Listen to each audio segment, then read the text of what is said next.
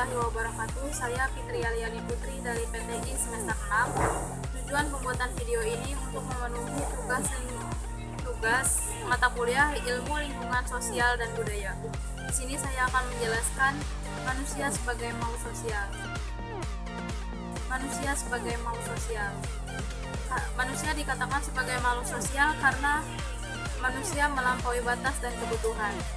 Pada usia bayi, ia sudah menjalin hubungan dengan ayah dan ibu dalam bentuk gerakan, senyuman, kata-kata. Pada usia 4 tahun, ia mulai bergaul dengan teman-teman sebayanya, melakukan kontak sosial. Pada usia selanjutnya, ia berhasil normal bergaul dengan lingkungan sekitarnya sehingga bisa bergaul dengan luas. Manusia hidup dalam lingkungan sosial.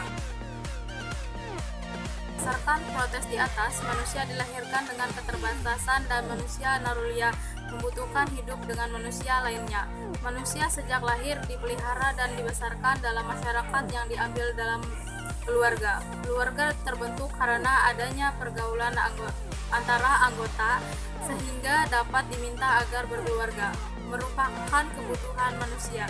Esensi manusia memerlukan orang lain atau hidup dalam berkelompok. Jadi, menurut Quadratnata, manusia manapun pada zaman apapun selalu hidup bersama karena hidup berkelompok. Dalam sejarah perkembangan manusia tidak ada kata apapun yang hidup terpisah.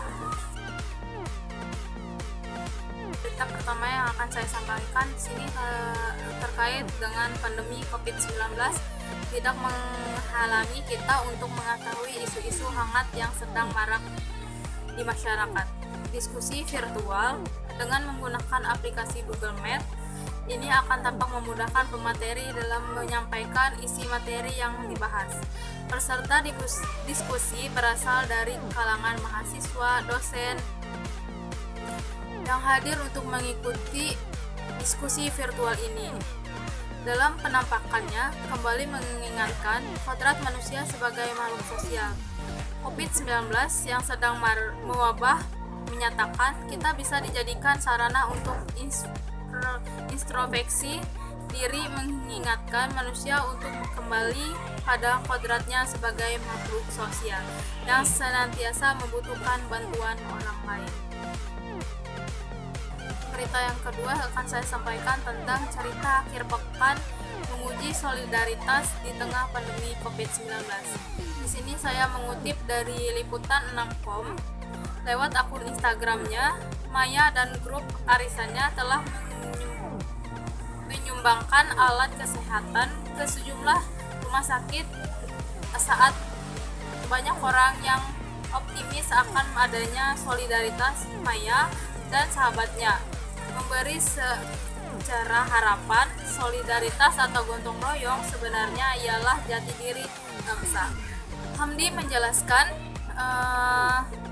Soekarno dulu bilang kalau 5 sila Indonesia diperas jadi satu, yaitu adalah yang ditinggalkan adalah gotong royong atau solidaritas sesama anak bangsa. Ini sebenarnya modal sosial yang harus terus-menerus kita pupuk oleh bangsa Indonesia. Kita cek setiap suku Indonesia punya budaya gotong royong dengan macam-macam nama berbentuk. Jadi salah satu nama itu adalah gotong royong bangsa Indonesia.